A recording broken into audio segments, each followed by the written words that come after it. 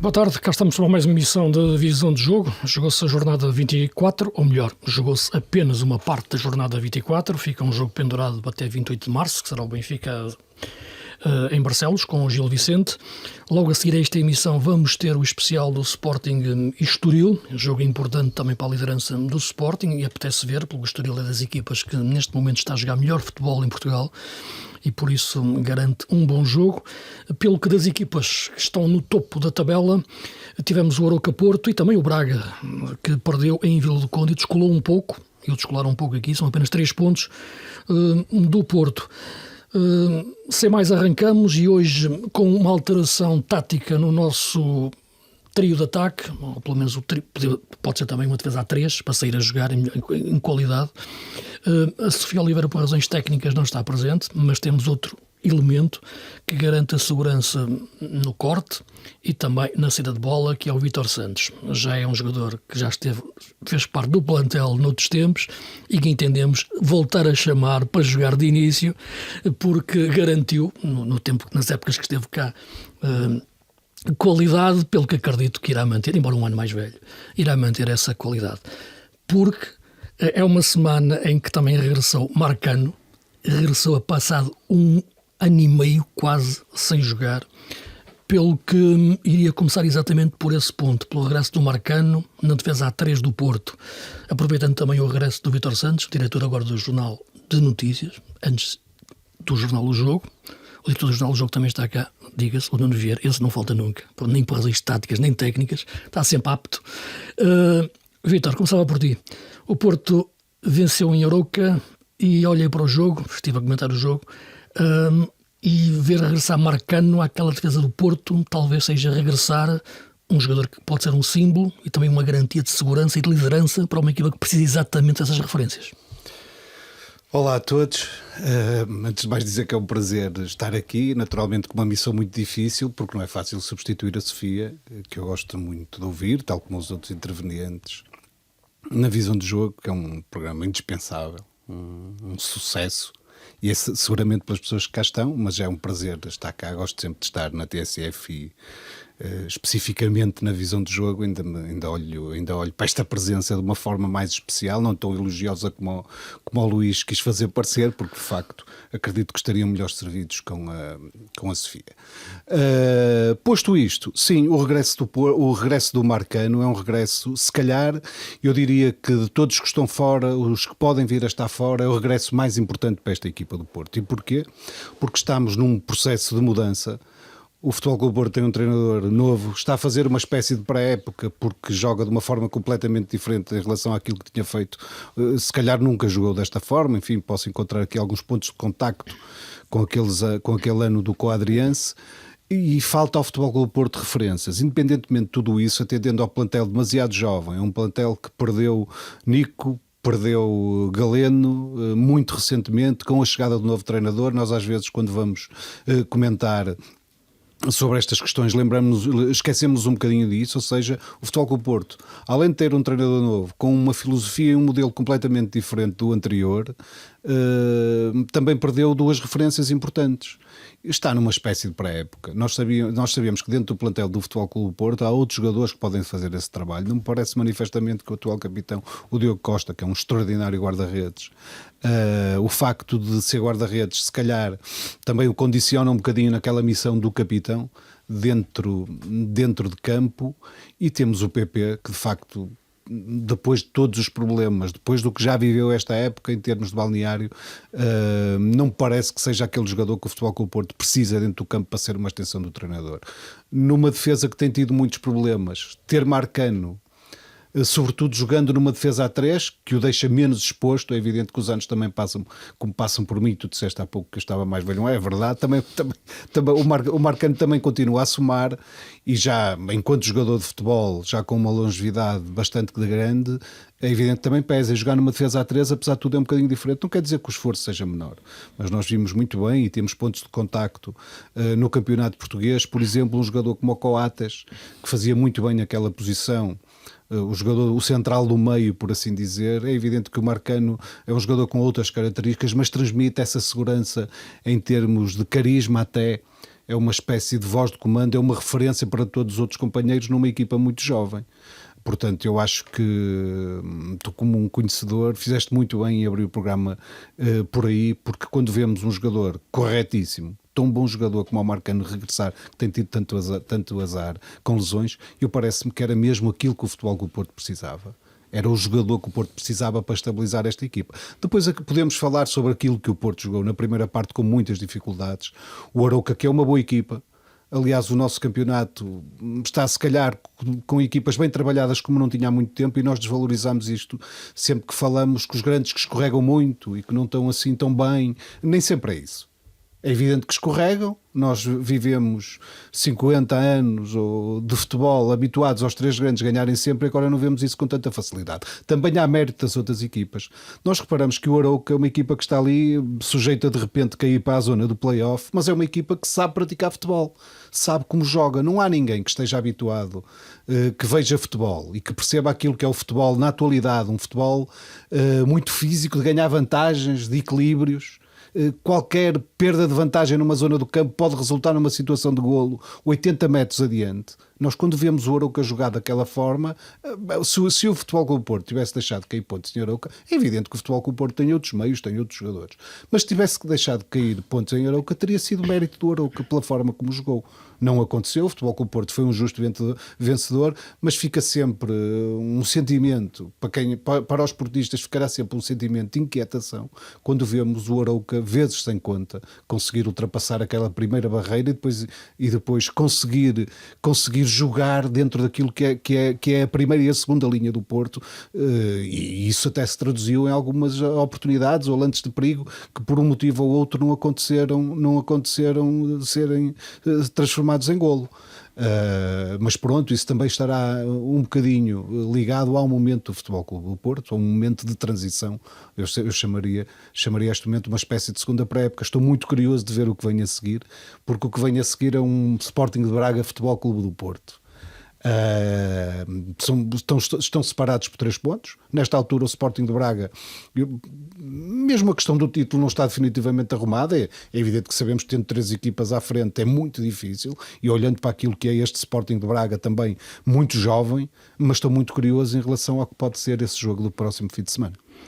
Não, como é que viste o jogo do Porto em Arouca, olhando os 3 grandes mais o Braga, como o Vítor falava bem em relação àquilo que é a margem pontual, embora o Braga tenha perdido em Vila do Conde frente a um bom Rio Ave, e um Porto que teve muitas dificuldades.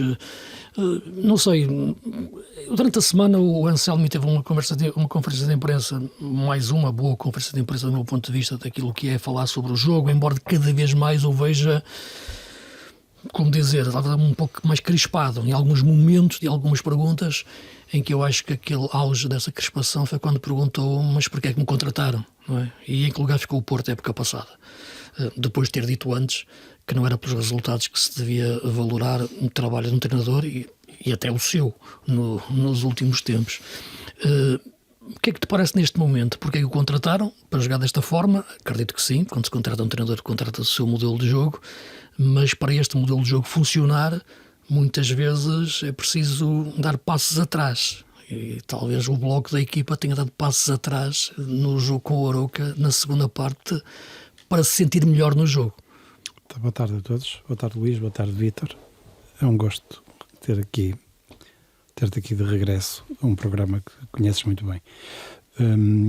A conferência de imprensa de Anselmi começa com quase 8 minutos do treinador a explicar aquilo que pretendia, aquilo que são as suas ideias e a dizer muito claramente, a deixar uma mensagem, que pensa pela cabeça dele e se tiver que cair será pela forma como pensa e não pela forma como os outros querem que ele pense.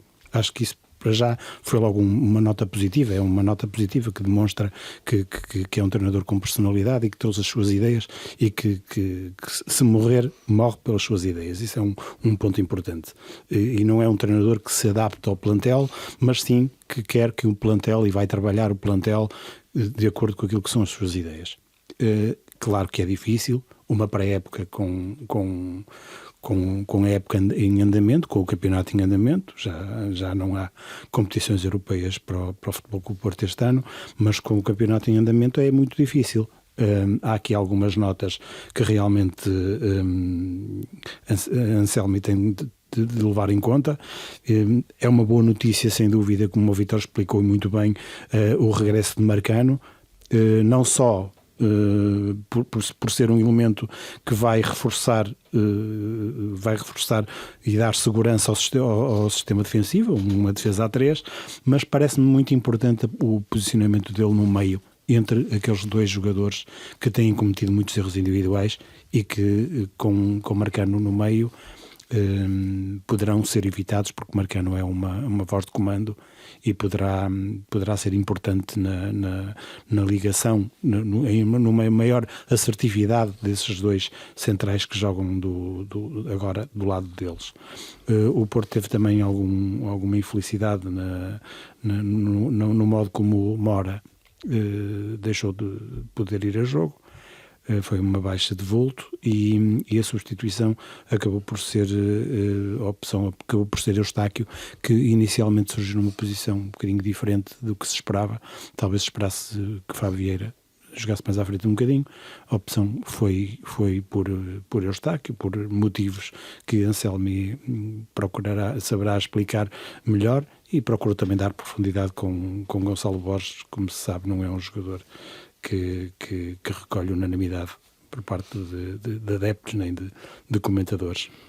O Porto teve algumas dificuldades na primeira parte, é verdade. Samu marcou o gol de penalti, mas teve algumas... deparou-se com vários problemas e que demonstram uma certa ansiedade. Aquele lance em que ele surge isolado, há ali um momento em que realmente a bola salta ali um bocadinho na sim, relva. bate ali Realmente relva, há pouca gente. Não penso que seja decisivo, mas foi. Mas pareceu-me pelo menos que. Mas ele demorou muito tempo a decidir. Primeiro, demorou muito tempo a decidir. Segundo, o facto da bola ter saltado aquele não pequeno momento também não ajudou, e naquela fração de segundo ele perdeu o timing do remate, ou pelo menos naquilo que queria fazer. A finta, já era a fintar. Sim, a finta, naquilo que ia fazer. Deixa-me recuperar a questão do Gonçalo Borges, porque a questão do Gonçalo Borges não é pouco importante. O Gonçalo Borges foi o jogador em que o Anselmi apostou para a saída rápida. A velocidade que o Porto conseguia na saída rápida era através do Gonçalo Borges.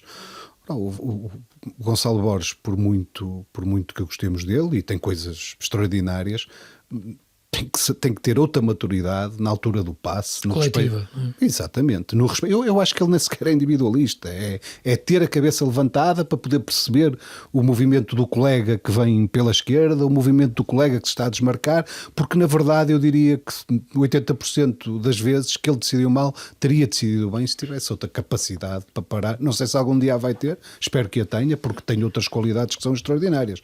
Mas é preciso explicar, se calhar, ao Gonçalo Borges, e acredito que o treinador faça isso, não passa pela cabeça que aconteça outra coisa. A quantidade de vezes que o Gonçalo Borges não conseguiu desfazer-se da bola nas melhores condições, porque tentava uma finta quando tinha um colega bem colocado, porque devia parar o jogo e esperar que alguém subisse. Eu acho que o Futebol Clube do Porto não ter conseguido, se calhar, fazer mais um gol na primeira parte, passou muito por uma quantidade imensa de jogadas que o Gonçalo Borges conseguiu estragar. Eu penso que o jogo em si, independentemente da questão do resultado e do Porto ter as dificuldades naturais que teve em Arouca, frente a um bom Arouca, eu acho que eu salientava mais, é verdade, e temos falado aqui ao longo dos programas, a dificuldade do Anselmi em colocar em prática esta ideia de jogo, naturalmente a meio da época.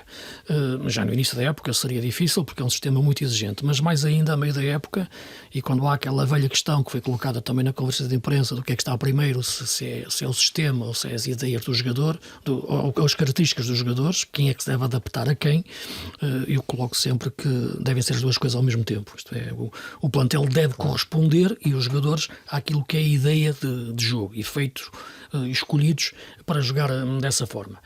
Portanto, essa questão de quem é que está primeiro, o sistema ou os jogadores, eu respondo, estão os dois ao mesmo tempo, no mesmo plano, para uma construção interligada. Quando isso falha, e é natural que isso falhe, porque o plantel não foi escolhido por Anselmi, quando um treinador entra à meio da época, é natural que a operacionalização de jogo não seja a melhor. e, portanto, muitas vezes a optimização da forma de jogar como ele quer não seja a melhor. Às vezes não é a melhor a atacar, às vezes não é a melhor a defender, às vezes não é a melhor a construir. Eu acho que na questão do Porto começou-se pela questão defensiva, mas mais olhando à construção de jogo. Eu acho que o Anselmi começou a resolver esse problema, não exigindo tanto aos centrais que saíssem a jogar e muitas vezes batessem na profundidade. E, portanto, acho que esse problema ele conseguiu resolvê-lo, ou pelo menos maquilhá-lo, digamos assim. Se pensares naquele seu primeiro jogo, que foi em Vila do Conde, foi de pôr os cabelos em pé, a forma como os centrais perdiam a bola. Até aos carecas. Até aos carecas. Para os centrais, para os avançados do Rio Ave. Nunca mais se expôs dessa forma, e nem no jogo do Arouca se expôs. Agora, continua a ter problemas para controlar o jogo através do meio-campo, quer numa pressão mais alta para recuperar a bola, quer até na forma dos avançados terem esse momento de perda de bola, ou do momento em que fazem a transição defensiva. E acho que isso sentiu-se no jogo em Arouca. Acho que o Porto até entrou bem no jogo, conseguiu fazer o golo, num penalti, mas foi uma jogada construída, mas depois não conseguiu segurar o jogo, que tem a ver com segurar a bola, porque o Arouca jogava por dentro do bloco do Porto. E lá está, para colocar em prática neste momento esta forma de jogar este modelo, ele não pode querer subir a equipa logo à partida 40 metros. Terá que subir apenas 10 ou 20. E por isso na segunda parte ele mudou a forma de jogar. E vimos o Porto jogar, eu diria mais com uma equipa média pequena, do ponto de vista de colocação do bloco, mas isso obrigou a recuar. Isto é, ele para ter o bloco mais compacto, a equipa teve que recuar. E então visto o Porto mais em expectativa. Não concedeu nada ao Arouca, do ponto de vista ofensivo, porque recuou. O Porto defendeu bem numa linha de 5. Portanto, para defender bem dentro deste modelo de jogo, o Porto tem que recuar o bloco. Para defender bem neste modelo de jogo, o Porto ainda não pode jogar com o bloco subido, porque expõe-se à equipa adversária. Portanto, a ideia está lá, é uma boa ideia, mas neste momento, para ser aplicada de forma eficaz, para a equipa não se desequilibrar, obriga a equipa a recuar no terreno, mesmo que o adversário seja o Arouca. E foi o que aconteceu. Uma segunda parte com o Porto num bloco médio-baixo. Foi assumido pelo treinador, na flash, no fim, e foi assumido pelos jogadores, o próprio Varela. E há outra coisa que me parece clara, é que dentro daquilo que são as características dos jogadores e daqueles que ele tem ao dispor, ele tenta encaixar aqueles que ele vê melhor para fazer a sua ideia. Só que há danos colaterais nisso. Repara, o momento em que ele colocou de início o Eustáquio a central, tirava-o do meio campo, mas havia Nico. Quando Nico saiu, Eustáquio deixou de poder ser o central construtivo, passou para o meio campo, porque faltava-lhe uma peça no meio campo, ainda mais depois da lesão do Vasco Sousa. No jogo com o Arouca, quando vi a lesão do Mora, imaginei o mais simples, não é? Eustáquio baixava para 8 e o Fábio Vieira subia para uma zona ofensiva de apoio ao SAMU. Ele explicou que quis manter o Fábio a 8, porque ele está a treinar o Fábio a 8 para ser o início de construção de jogo com outra qualidade. Para pensar o jogo desde trás. Desde trás.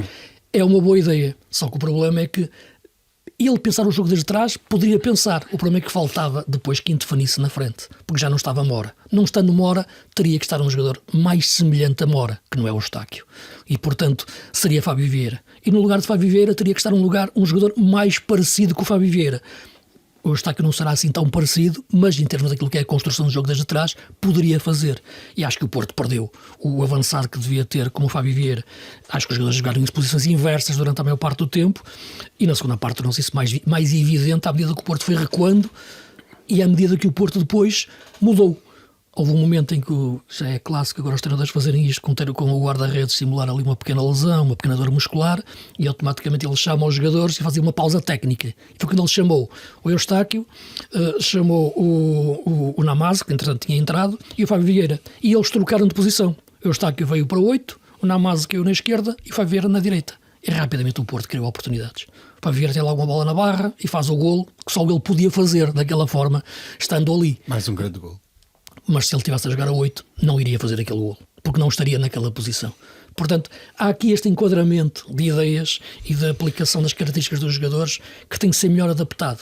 Eu percebo que ele quer defender a equipa dos seus defeitos, ou melhor, de não ter os jogadores ideais para jogar da forma que ele quer. E acho que protegeu a equipa defensivamente. Mas depois, para atacar, na parte final, teve que adiantar o Fábio Vieira e resolver.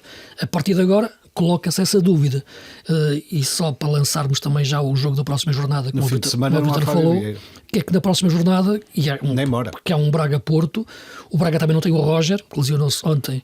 Que é um jogador importantíssimo. Sim, se pensarmos no melhor Braga... Então, depois da saída do Bruma, ainda mais. É isso, exatamente, é isso que eu ia dizer, que o melhor Braga desta época teve Roger e Bruma, já não tem Bruma, que está no Benfica, e o Braga já sentiu na pele jogar contra o Bruma, na semana passada na Taça, já não vai ter Roger, o Porto não vai ter Fábio Vieira, não vai ter Mora, e também já não tem PP. Já não tinha PP. Pelo que será um Braga-Porto que apetece ver muito, o Braga está a 3 pontos do Porto, mas é que vão faltar às duas equipas os grandes criativos. Resta talvez o Ricardo Horta, não é? Dentro daquilo que é esta equação. Como é que vocês veem, olham para este jogo? Eu diria que é um jogo que tem uma carga, sendo ainda numa fase ainda prematura da segunda volta, tem uma carga muito grande para as duas equipas, pode marcar um bocadinho daquilo que vai ser o resto do campeonato das duas equipas. Eu diria que o Futebol Clube do Porto, se quiser lutar pelo título, está obrigado a ganhar. Acho muito difícil, enfim, não sei qual vai ser o resultado do Sporting nem do Benfica nesta Sim, estamos jornada. a falar antes do Benfica, mas acho muito difícil, Sporting. mesmo em termos depois da dinâmica que se adquire, a dinâmica de vitória é muito importante depois de uma vitória conseguir outra. Tu estavas a elencar uma série de fatores que vias para melhorar o jogo do Futebol Clube do Porto, e eu diria que faltou só um fator que tu não o disseste, porque todos sabemos disso, é que quando mudamos para correr bem temos de trabalhar em cima de vitórias. Não adianta andarmos aqui a enganar-nos, não é? O Futebol Clube do Porto, se não ganhar nesta fase de transição, vai ser sempre muito mais difícil. Muito mais difícil. Ou seja, eu diria que é um jogo em termos de luta pelo título, já nesta altura, decisivo para o Futebol Clube do Porto. É evidente que o Futebol Clube do Porto pode perdê-lo e ser campeão na mesma, não sei. Mas eu diria que é decisivo, tem que se manter, tem que aproveitar esta oportunidade, até porque o Benfica não joga, tem que aproveitar este balanceamento daquilo que têm sido as últimas jornadas do Sporting, sobretudo, que tem perdido pontos. Ao Benfica tem acontecido exatamente o inverso, ou seja, tem que manter aquela margem. Para o Sporting de Braga, diria que noutra perspectiva, se quiser lutar por um lugar de Champions, se quiser continuar a lutar pelo terceiro lugar, eu diria que será muito difícil. Se o Porto sair vencedor deste jogo, o Sporting de Braga depois recuperar 6 pontos para ir para cima do Porto outra vez. O Braga sentiu muito ontem o jogo em Vila do Conde, também do ponto de vista... Ou seja, sendo que o Braga vinha numa série muito boa. Vinha, depois a derrota à meio da semana com o Benfica, a equipa desgastou-se um pouco. Sim, claro. Ontem custou-lhe muito aquele jogo. Teve a taça, o Rio Ave não é uma equipa fácil. Não, é uma equipa cheia de bons jogadores. Eu diria que também está a passar cheia de bons jogadores. O Rio Ave tem belíssimos jogadores. Tem um bom avançado e tem sobretudo, na minha opinião, um excelente médio, que é o Aguilera. Sim. Joga muito mesmo, o miúdo. Sim, tem centrais. Tem um bom lateral esquerdo, também aguenta reforçou-se bem. Sabemos bem como é que Gosto mais do lateral direito, o Brossei. Sabemos bem como é que o Rio Ave se reforçou através do investidor que tem, e ainda bem que é bom. Sim. E ainda bem, porque é bom para o futebol português e sobretudo é bom para o Rio Ave, que há pouco tempo víamos passar por tão grandes dificuldades. De facto não foi um jogo fácil para o Sporting de Braga, mas no próximo jogo joga em sua casa, e nós sabemos muito bem o que tem sido os últimos jogos, as últimas visitas do Braga, do Futebol Clube do Porto a Braga. Portanto, eu prevejo um grande jogo. Tenho pena que, de facto, eu disse tantas vezes isso aqui, que não estejam lá os melhores. E não estarem os melhores é subtrair ao Futebol Clube do Porto o Mora, subtrair o Fábio Vieira por uma questão de ter visto o 5º cartão amarelo, e o Roger, que de facto há de ser uma perda para mais tempo. Eu via muito aquilo que o Braga está a fazer, a forma como o Braga está a jogar. O Braga joga muitas vezes de maneira a criar superioridade para o Roger poder encarar os adversários de 1 para 1.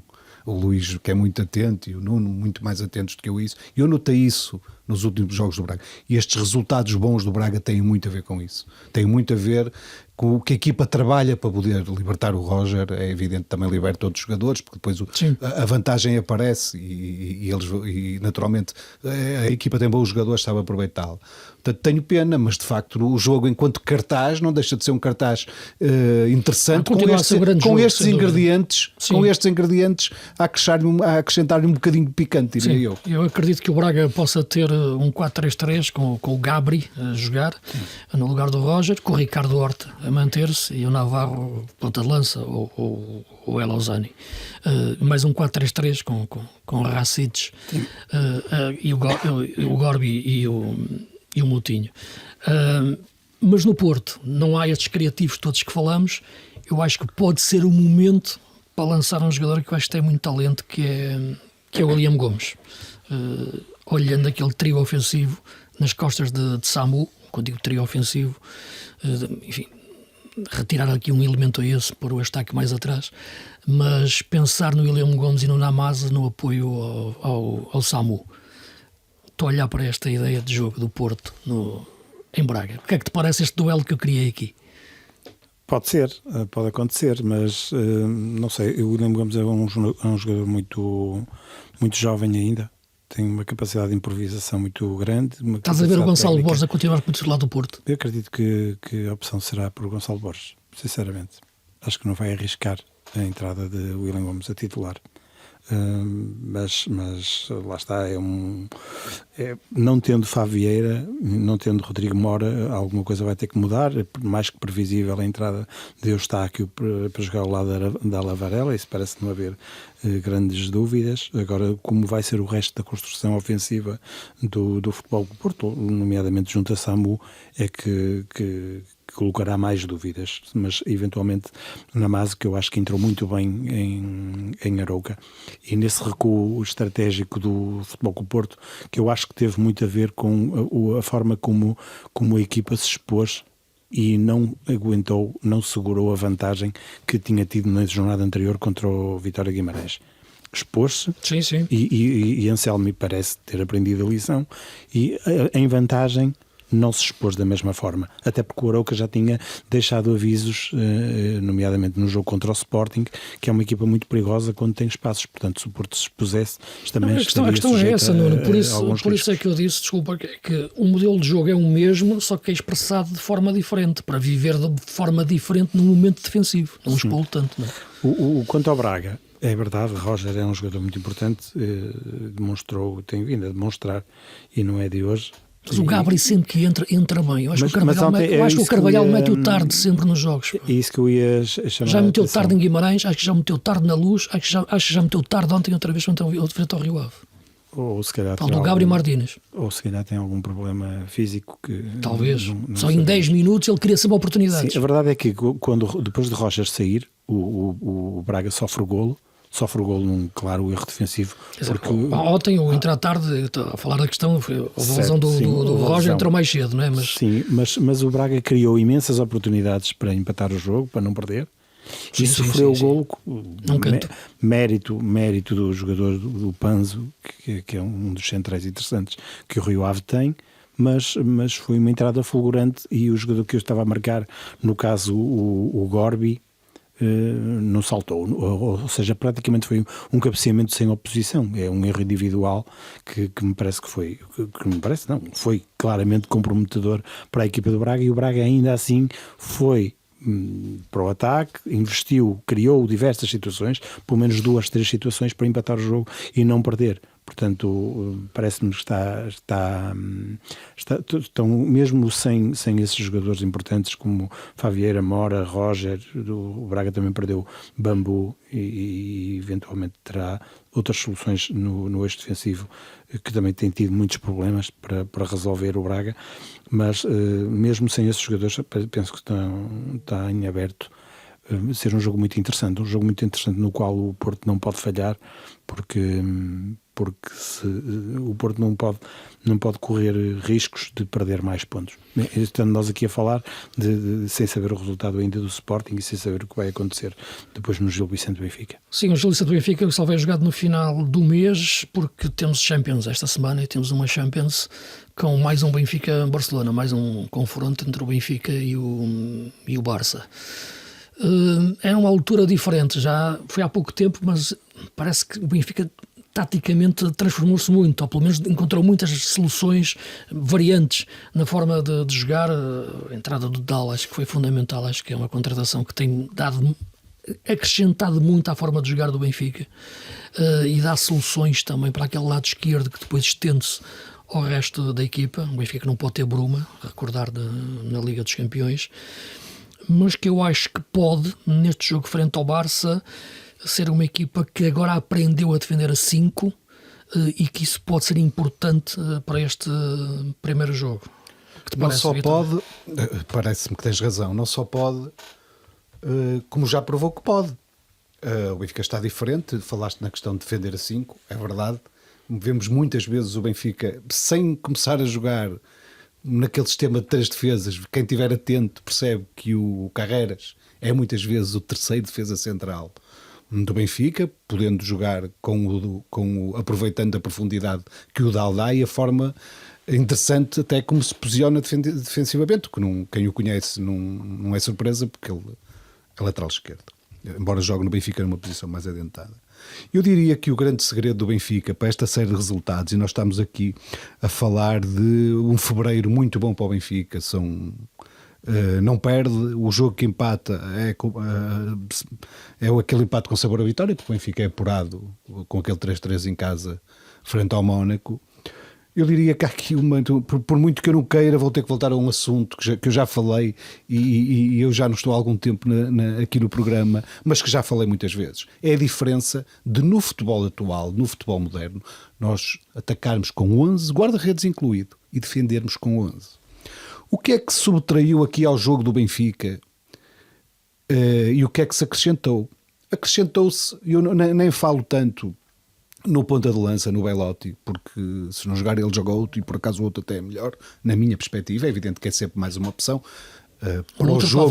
Para o jogo que o Bruno Lage quer, para a forma intensa como o Benfica defende e gosta de defender em cima da área do adversário, é evidente que o Belotti é muito mais interessante do que o Artur Cabral, não tanto por a força física, não, é pela inteligência com que ele defende.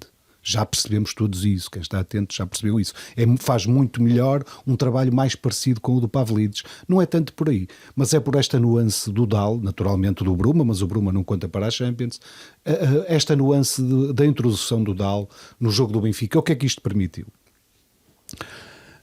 Permitiu que o Benfica que tinha sempre, em termos defensivos, um flanco manco, passou a ter os 2 flancos compostos em termos daquilo que é a pressão que o Benfica precisa de fazer e o apoio que tem que dar aos 3 centrais ou aos 2 defesas centrais que o Benfica tem, que sofrem um bocadinho quando os jogadores são ultrapassados pelas alas. E eu, a propósito disso, se calhar já nesta altura é normal muitos benfiquistas a suspirar pelo regresso do Di Maria, mas se calhar quem tem que suspirar pelo regresso do Di Maria são os adversários do Benfica. Eu vou-vos explicar porquê. O Di Maria, o último jogo que faz mais tempo é contra o Casa Pia. O Benfica perdeu 3-1 esse jogo, naturalmente não foi por culpa do Di Maria, com coincidência terá perdido. O Di Maria é titular contra a Juventus, um jogo que o Benfica ganha por 2-0 em Turim, fez um bom jogo, saiu antes do fim do jogo. E depois voltou a lesionar-se na Amadora, onde o Benfica venceu por 3-2, no início da segunda parte. E depois, sem o Di Maria, o Benfica ganhou ao Moreirense. O Di Maria jogou um bocadinho na vitória por 1-0 sobre o Mónaco, voltou a lesionar-se, jogou ali 10, 15 minutos. Depois o Benfica foi ganhar ao Santa Clara na estreia do Dal, precisamente, que faz um grande jogo logo na estreia, e ganhou 1-0, empatou 3-3 com o Mónaco, ganhou 3-0 ao Boa Vista e ganhou 1-0 ao Braga. Foram sempre jogos, se excluirmos este jogo da Liga dos Campeões, mas enfim, o jogo o jogo com o Mónaco em casa, o Benfica entrou naquela, falhou muitos golos. No jogo com o Braga não teve Di Maria. Não teve Di Maria no jogo com o Braga, não teve, na vitória com o Braga não teve, na vitória com o Boa Vista não teve, no empate com o Mónaco não teve, na vitória sobre o Santa Clara não teve, lá no Mónaco teve um bocadinho, saiu logo outra vez, na vitória sobre o Moreirense não teve, na vitória sobre o Estrela da Amadora teve até determinada altura do jogo. O que eu quero chegar é que o Benfica defende melhor sem o Di Maria. Eu já digo isto, disse isto no programa há 1 ano e meio, se calhar, ou há 1 ano. Não há dúvida nenhuma. E é preciso que o Bruno Lage, na minha perspectiva, se liberte em relação à questão de Di Maria. É evidente que o Di Maria defende pior que o Benfica. Claro que ele na frente decide, não há dúvida nenhuma. Provavelmente não temos nenhum jogador, nenhum outro jogador no nosso campeonato que consiga ter um nível de fazer as assistências que o Di Maria faz e decidir de um momento para o outro um jogo num lance de gênio, se calhar.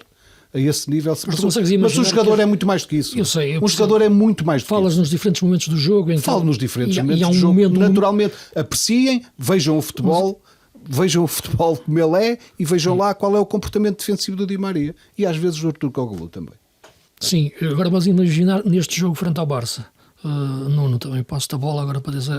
O treinador, provavelmente ele estando a regressar não vai ser titular, mas o treinador do Benfica, obviamente, não jogaria com o Di Maria, porque eu preciso de 11 a atacar e 2 a defender, naturalmente. É evidente que respeito todas as opiniões. Sim, tu, Nuno.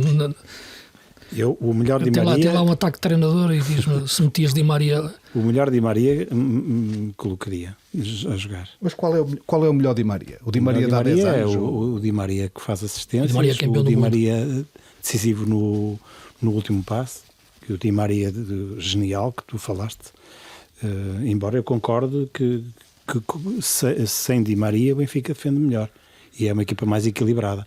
Agora, o que me parece, e isto pode encaixar um pouco também na introdução que eu fiz e também naquilo que o Vítor tem, a análise que ele faz, e que não é de agora em relação à análise individual. Incoerente ninguém pode chamar. Não, mas a análise individual que faz de Di Maria, que tem um transfer coletivo, eu comecei por olhar para a equipa com esse lado coletivo e acho que a equipa hoje está mais protegida, porque eu acho que um jogador como o Di Maria, na minha opinião, com a qualidade ofensiva que ele tem, deve jogar e deve ser sempre aproveitado pelo desequilíbrio que provoca atacar. O melhor Di Maria, naturalmente. Sim. No último terço, do último passo, o jogador do último exato. passo. Mas a equipa tem que ter o tal ecossistema, não é, dentro do coletivo para proteger-se de um jogador daqueles que defensivamente não participa nesse momento do jogo. Luís, os jogadores têm um tempo de vida. Sim, também. Sem dúvida, mas deixa-me só terminar, Vítor. Mas acho que agora, este Benfica que eu disse, que sabe defender a 5 desta forma, que tem Dal, que tem um Tomás Araújo que agora naquela posição híbrida, que tanto pode fazer lateral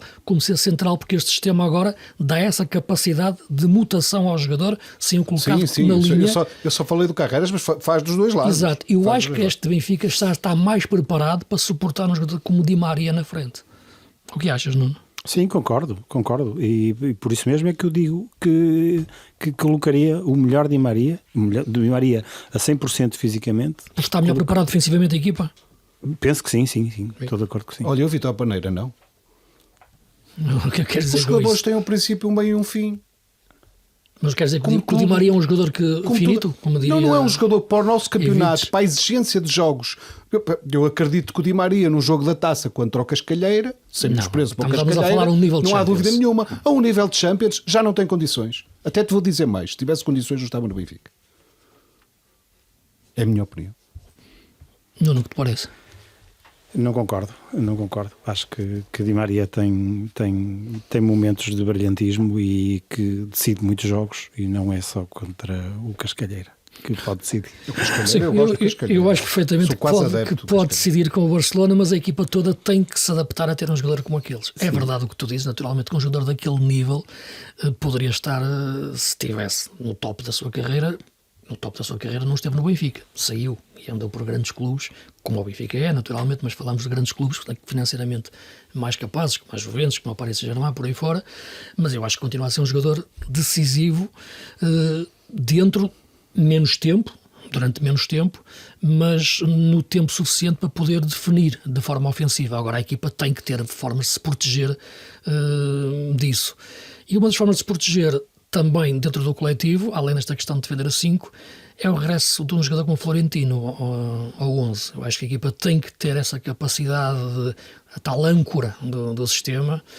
Ausnes, novamente, mais centralizado, fazendo ali centro, meia-direita, e Cockchu, talvez aquele jogador que possa fazer o último passe sem perder a noção também defensiva. E acho que a equipa está mais equilibrada. Sim, e com o Dal também ajuda bastante a equilibrar a equipa. Só dá para jogar com 11. Sim. Mas estou a excluir daqui da equação o Turkoglu. Sim, facto, exatamente. Estamos a falar ou seja, o não jogar Di Maria. Eu quero com isto dizer, se Pavlidis, jogando Pavlidis, que é um jogador que ajuda coletivamente. Di Maria, Ausnes, Cockchu, Florentino. Acho que caberia Di Maria nessa equação. Com a tal capacidade do Benfica defender a 5, com o upgrade tático que é Dal. Certo, sim. Eu penso que seria a forma mais equilibrada. É possível, vocês podem ter razão. Vamos ver, porque a partir daí abre-se logo uma hipótese de uma segunda mão. Só um último toque, porque temos aqui pouco tempo, também para aquilo que foi a jornada. O Vitória vai jogar também, dar também uma palavra ao Vitória, que vai jogar durante a semana a Liga Conferência. É outra equipa que resiste nas competições europeias. E que fez um excelente trajeto. Está a fazer um excelente trajeto, que vai ter um jogo difícil contra o Betis, mas que poderá ter as suas hipóteses. Como é que vocês veem essa eliminatória? De um Vitória que já vai no terceiro treinador, que tem saída de jogadores, entradas. Eu diria que é um jogo muito difícil. O Betis é uma equipa muito difícil, obviamente. Basta olharmos para a Liga em que o Betis compete. Mas, primeiro, introduziria aqui 2 fatores. Primeiro, o estádio do Vitória. O Vitória naquele estádio, qualquer equipa tem dificuldades em vencer. E depois olhar para aquilo que o Vitória fez no Dragão. Provavelmente aquele tipo de abordagem. O Vitória tem médios muito bons, muito inteligentes e também tem, de certa forma, não obstante as perdas, também se reforçou bem, como já vimos precisamente nesse jogo. Sim, eu acho que aquilo é um jogo, este jogo é o primeiro jogo em Sevilha, é um jogo para os médios do Vitória poderem pegar no jogo. É uma das melhores linhas médias do nosso campeonato. Sem dúvida, e eu continuo a achar que o bom futebol é dos médios, e isso acho que é uma das melhores formas de elogiar o Vitória e desejar-lhe, claro, o maior sucesso. É o cérebro, é onde está o cérebro. Casa de máquinas. Casa de máquinas. E é que está. Eu vejo uma eliminatória muito difícil para o Vitória. Claro que sim. Porque o Betis é uma equipa, dificilmente poderia calhar um adversário pior. Sim, é verdade. Olhando aquilo também que é neste momento o enquadramento da Liga Conferência, sim. A outra hipótese era o UFC Copenhaga, seria mais acessível, mas é o Betis e acredito que o Vitória uma boa tenha equipa, uma o Copenhaga também. Também tem. Estamos em cima da hora, está o quarto arte aqui a dar sinal que temos que terminar, portanto continuamos a seguir sempre em podcast na vossa plataforma preferida, ou nos sites da TSF ou do jornal O Jogo.